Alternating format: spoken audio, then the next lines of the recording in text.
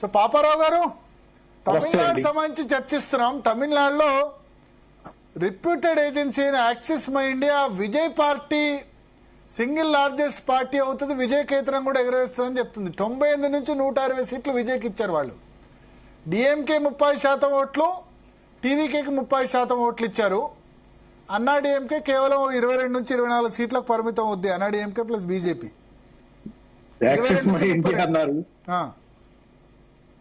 Axis my India అన్నారు కాబట్టి general గా యాక్సిస్ మై ఇండియా గురించి ఇందాక కూడా ఏదో ఛానల్లో ప్రస్తావిస్తున్నా. I trust them.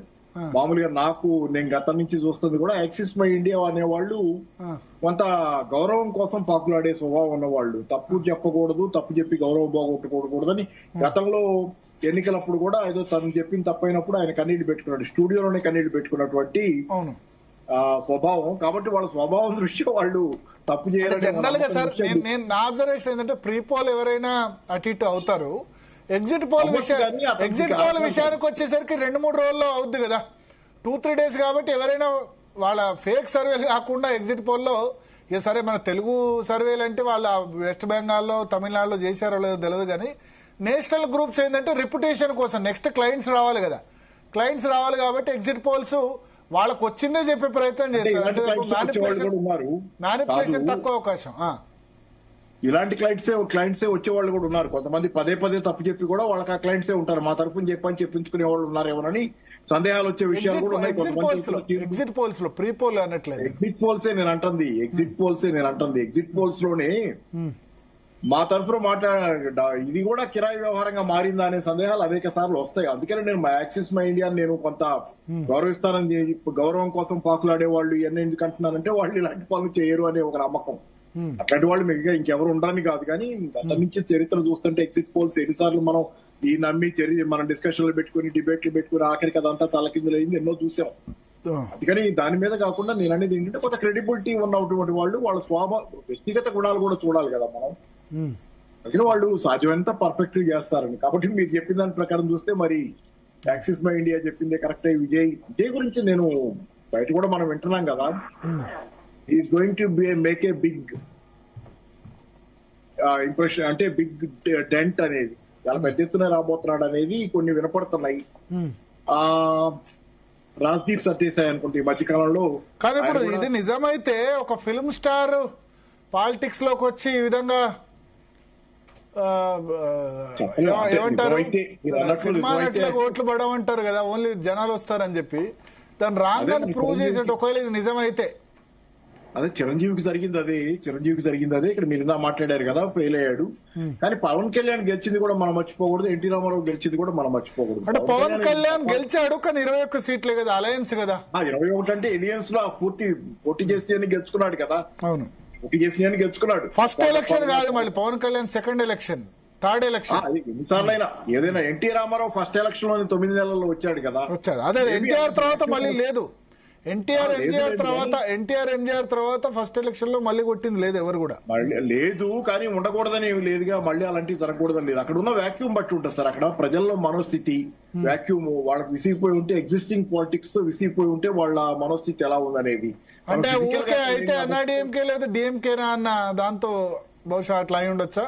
అది మామూలుగా మనం అనుకునేది ఎప్పుడంతే కదా, మామూలుగా 2 పార్టీలు మేజర్ పార్టీలు ఉన్నప్పుడు అటు ఇటుగా ఉంటది, అది మనం ఎప్పుడు అనుకుంటాం. కానీ అక్కడ మరి ప్రజల మనోస్థితి ఎలా ఉందనేది మనకి ఫిజికల్ గా ఉన్నప్పుడు మనకుండే వైబ్స్ వేరు, ఇక్కడ మనం అంచనా వేసేది వేరు. కాబట్టి ఫిజికల్ గా అంటే నేనేమి ఇప్పుడు ఆయన వచ్చేస్తాడు టీవీకే వచ్చేస్తాడని నేను చెప్పటల్లా, కానీ ఆ వాతావరణం చూస్తుంటే యాక్సిస్ మై ఇండియా ఎందుకు చెప్పాలి, అయినా టీవీకే పక్కన చెప్తే వచ్చేది ఏముంది ఎవరికైనా. కానీ సరే ఏదైనా ఏంటంటే జస్ట్ ఒకటి కొంత జనాల ఆసక్తిని, జనాలకున్న కుతూహలాన్ని ఏం జరుగుతుంది అనే దాన్ని మనం సాటిస్ఫై చేయగలం.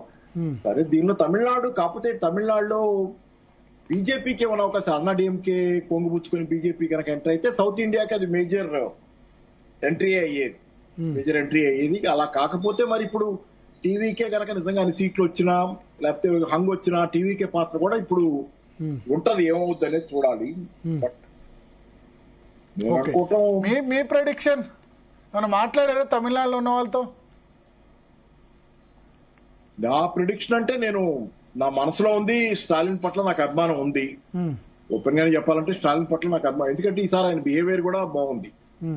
అధికారంలోకి వచ్చిన తర్వాత జయలలిత పెట్టిన పథకాల పేర్లు మార్చమని చెప్పడం, అదే పథకాలు కంటిన్యూ చేయడం, డీసెంట్ గా హుందాగా ప్రవర్తించిన తీరు, ఓవరాల్ గా ఆయన పట్ల అందరికీ గౌరవం ఉన్నటువంటి వాతావరణం ఉంది. కాబట్టి జనరల్ గా తమిళనాడులో అది పైగా ద్రవిడ అయితే ఒకటి నేను విన్నది ఏంటంటే స్టాలిన్ ఇమేజ్ బాగానే ఉంది కానీ కొడుకు ఉదయనిధి స్టాలిన్ ఇమేజ్ బాగాలేదు అని విన్నా. ఆయన వల్లే ప్రాబ్లం అవ్వచ్చు. అయితే ఒకప్పుడు కరుణానిధి బాగుండేది, స్టాలిన్ది బాగాలేదు. తమిళనాడులో స్టాలిన్ కంటే అళగిరికి ప్రాబ్లం ఉండేది, పెద్ద కొడుకు అళగిరి ప్రాబ్లం ఉంది. స్టాలిన్ కూడా కనిమొళి ప్రాబ్లం ఉండేది. కనిమొళికి బ్యాడ్ ఇమేజ్, అళగిరికి ప్రాబ్లం. స్టాలిన్ మద్రాస్ మేయర్ గా కూడా ఎన్నికయ్యారు కదా, ఎన్నికయ్యాడు కూడా కొంచెం ఎక్సెసెస్ ఉన్నాయని, దౌర్జన్యాలు అట్లాంటి కొన్ని ఆరోపణలు ఉండేవి. సరే ఏదేమైనా నేను అనేది ఏంటంటే ద్రవిడ ఉద్యమం తాలూకు కోట అది జనరల్ గా అది ఇంకా డెంట్ అవ్వాల. బీజేపీ అంతగా ఎంటర్ అవ్వలేకపోవడానికి కారణం ఏంటంటే ద్రవిడ ఉద్యమం తాలూకు బ్యారియర్స్ ఉన్నాయి కాబట్టి అది కొంత డిఎంకేకి అనుకూలంగానే పనిచేస్తుంది. ఎందుకంటే అన్నా డిఎంకే బీజేపీతో పోయింది కాబట్టి ఆ మేరకు వాళ్ళకి ఆ ఎడ్జ్ లేదు.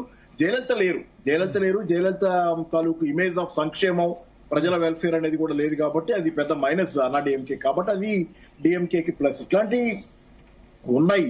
తర్వాత మహిళా బిల్లు తాలూకు డ్రామా అదంతా కూడా ఓవరాల్ గా అన్ని రాష్ట్రాల్లో కూడా బీజేపీకి అగెనెస్ట్ గానే ఉంది. సో డిఎంకేకి నేరోగా వస్తుంది అని రావాలి అని కూడా నేను అనుకుంటున్నాను. దానికి కాదని అంటలా నేను. డిఎంకే నేరోగానే వస్తుందేమని అనుకుంటున్నా. ఇక స్వీప్ అయితే అంటే మొన్న నేను రాజ్దీప్ సర్దేశాయి చెప్తుంది ఏంటంటే ఆయన సర్వేలు చేస్తున్నప్పుడు ఆయనకి తెలిసిన దాని ప్రకారంగా, ఆయన విన్న దాని ప్రకారంగా టీవీకే చీలుస్తున్న ఓట్లు 6 ఓట్లు అన్నా డిఎంకే చీలిస్తే 4 ఓట్లు మాత్రమే డిఎంకే చీలుస్తుందని. అంటే ఆ మేరకు డిఎంకే తక్కువ చీల్చి అన్నా డిఎంకే ఎక్కువ చీలుస్తున్నప్పుడు ఆ మేరకు అది డిఎంకేకి అడ్వాంటేజ్ అవుద్ది అనేది కూడా ఒక మాట. It is open. చాలా ఇప్పుడు యాంటీ ఇన్కంబెన్సీ అంటాం డిఎంకేకో టీఎంసీకో వీళ్ళందరికీ. మరి బీజేపీ కూడా రూలింగ్ పార్టీ కదా, దేశాన్నే వెళ్తుంది కదా, దానికి కూడా యాంటీ ఇన్కంబెన్సీ ఉంది. ఎందుకు లేదు? ధరలు పెరుగుతున్నాయి, అది anti incumbency. West Asia crisis లో మనకి ఎల్పీజీలు లేకపోతే పెట్రోల్ కొరతలు ఉన్నాయి, యాంటీ ఇన్కంబెన్సీ. సర్ గురించినటువంటి కొంత యాంటీ ఇన్కంబెన్సీ. అంటే ఇప్పటి వరకు మన తమిళనాడు, కేరళలో భారతీయ జనతా పార్టీని పెద్ద కన్సిడర్ చేయ వాళ్ళకి ఏం లేదు. బట్ అస్సాంలో భారతీయ జనతా పార్టీ అధికారంలోకి వస్తుంది, కంఫర్టబుల్. వెస్ట్ బెంగాల్లో లాస్ట్ టైం 74 వచ్చి ఈసారి కొన్ని సర్వేలు తృణమూల్ కాంగ్రెస్ అంటే, కొన్ని సర్వేలు బీజేపీ అని కూడా చెప్తున్నాయి. అదే ఇప్పుడు నేను చెప్పిన కూడా వెస్ట్ బెంగాల్ కూడా అప్లికబుల్. అస్సాం కాస్త తీసి పక్కన పెట్టండి. తమిళనాడులో యాంటీ ఇన్కంబెన్సీ అంటే తమిళనాడులో బీజేపీ ఎజెండా కంటే ఎక్కువ అన్నా డిఎంకేనా యాంటీ ఇన్కంబెన్సీ ఉంటే ఎవరికి ఉండదు? అన్ని రూలింగ్ పార్టీలే కదా, ఒకటి దేశాన్ని, కొన్ని రాష్ట్రాలని, ఇతర కొన్ని పార్టీ అందరికీ ఉంటది యాంటీ ఇన్కంబెన్సీ. ఎవరికి లేదు? ఎవరి నెగటివ్స్ వాళ్ళకు ఉన్నాయి. ఎన్నిటి మధ్య జరిగే తమిళనాడులో, కేరళలో పెద్ద ఫోర్స్ కాదు భారతీయ జనతా పార్టీ. అక్కడ వేరే ఇష్యూస్ కాదు కానీ ఎంటర్ అవ్వాలని ట్రై చేస్తున్నారు కదా, భారీ ఎత్తున ప్రయత్నాలు చేస్తున్నారు కదా. చిన్న ప్రయత్నం ఏం కాదు వాళ్ళు చేస్తుంది. కాబట్టి ప్రయత్నం చేస్తున్నప్పుడు వాళ్ళకున్న నెగిటివ్స్ కూడా అప్లై అవుతాయి. ఇప్పుడు స్థానికంగా ఉన్న డిఎంకేకో, స్థానికంగా ఉన్న సిపిఎంకో, లేకపోతే యూడీఎఫ్కో, యూడీఎఫ్కో ఉన్న నెగిటివ్స్ వెయిట్ చేసేటప్పుడు బీజేపీకి ఉన్న నెగిటివ్స్ కూడా కేరళలో ఉందనుకోండి.